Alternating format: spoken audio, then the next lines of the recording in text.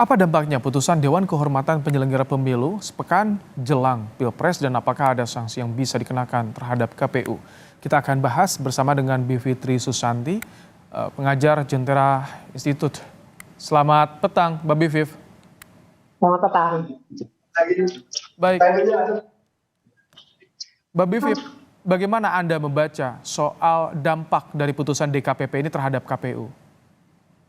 Dampaknya terhadap KPU memang kalau secara hukum ya kita agak terkunci di sini. Tapi kita nanti harus bicara juga ya dampak secara politiknya. Kalau secara hukum memang betul bahwa namanya Dewan Kehormatan Penyelenggara Pemilu itu Dewan Etik sebenarnya. Jadi dia memang memutuskan hanya untuk perilaku KPU dan juga Bawaslu dalam hal ini KPU ya. Jadi ketika dia menyatakan ketua KPU sudah melakukan pelanggaran berat makanya kena peringatan keras terakhir katanya ya. Maka ya tinggal dilaksanakan saja tapi itu tidak berdampak hukum secara langsung pada penetapan Prabowo Gibran. Kalau putusan DKPP ini mau ditindaklanjuti ke Bawaslu untuk meminta pembatalan penetapan atau kalau mau diteruskan ke forum-forum lain nanti PT UN misalnya atau nanti ya di ujung di perselisihan hasil pemilihan umum di Mahkamah Konstitusi ya bisa saja. Tapi yang secara langsung memang tidak berpengaruh langsung pada penetapan Prabowo Gibran. Nah, cuma memang kalau dalam soal ini, Mas Ibrahim, menurut saya kita harus melihatnya beyond law gitu. Kita harus melihatnya situasi bahwa ada dampak politis terhadap proses soal legitimasi bagi pemilunya bagaimana? Nah, itu dia. Jadi yang saya lihat adalah dampak politik pada legitimasi pemilu. Dia pemilu kali ini semakin kehilangan legitimasinya. Perlu saya ingatkan bahwa ini bukan pertama kali ada persoalan etik yang mengganggu. Walaupun lagi-lagi dampak hukumnya tidak secara langsung. Kan dulu juga Majelis Kehormatan MK sudah mempersoalkan etik dari pamannya Gibran ya, dan ini etik lagi.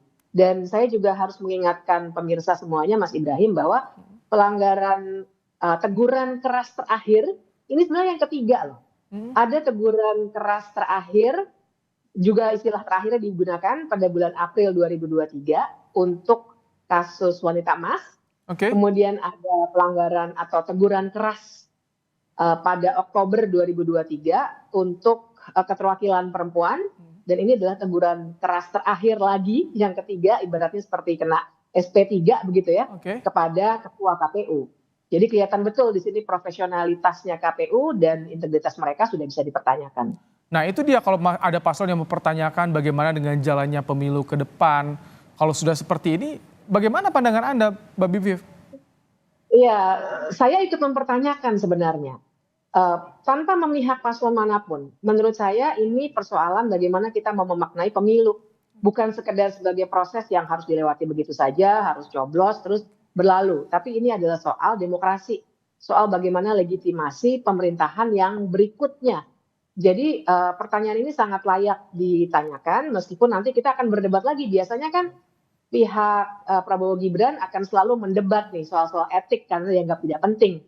Yang akan dipermasalahkan adalah dampak dari segi hukumnya. Memang dari segi hukumnya kita mesti berdebat panjang, prosesnya panjang. Tapi dengan fakta bahwa pemilihan umum pencoblosannya juga tinggal kurang lebih seminggu lagi, ada pertimbangan politik juga yang saya duga juga diambil oleh barangkali DKPP. Kenapa memutusnya teguran lagi, tidak langsung pemecatan, walaupun kita paham kalau di perusahaan saja SP3 itu biasanya kan maknanya sebenarnya setelah itu harus pemberhentian.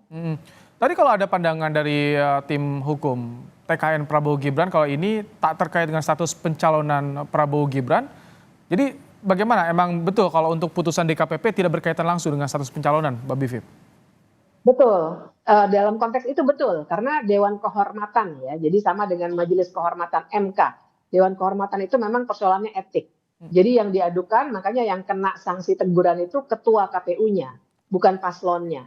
Jadi itulah makanya kita akan berdebatnya di soal hukum. Ini adalah persoalan etik gitu. Tapi kalau mau dibawa ke ranah hukumnya, harus ada tindak lanjutnya lagi. Misalnya ke Bawaslu untuk membatalkan SK tentang penetapan pasangan calon 1, 2, 3 gitu ya. Dalam hal ini ya 02 karena etiknya terkait dengan penetapan Prabowo Gibran. Kemudian bisa lanjut lagi begitu ya. Tapi itulah soal hukumnya. buat saya legitimasi pemilu lebih dari teks hukum. Nah itu dia, kalau misalkan tadi lebih dari teks hukum, bagaimana untuk memastikan ini pemilu tetap bisa dipercaya ke depan? Karena tiga teguran yang tadi Anda sampaikan yang sudah didapatkan oleh KPU.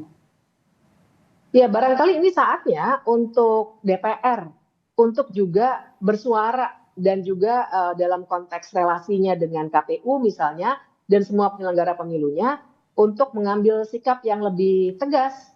Jadi kita juga punya kepastian sebenarnya bagaimana dengan legitimasi politik dari pemilu ini. Dan ini tentu saja menantang sekali, tapi bagaimanapun semua lembaga formal yang ada, kita di luar nih bisa bersuara seperti ini, tapi lembaga-lembaga formal juga harus kita dorong untuk mengambil sikap. Paling tidak misalnya DPR panggil KPU-nya untuk meminta supaya ada kejelasan dan kemudian memutuskan secara institusional bagaimana pelaksanaan pemilu ini ke depannya. Oke, terima kasih Mbak Bivitri Susanti, dosen STH Indonesia Jentera, telah berbagi pandangan dalam Kompas Petang sore hari ini.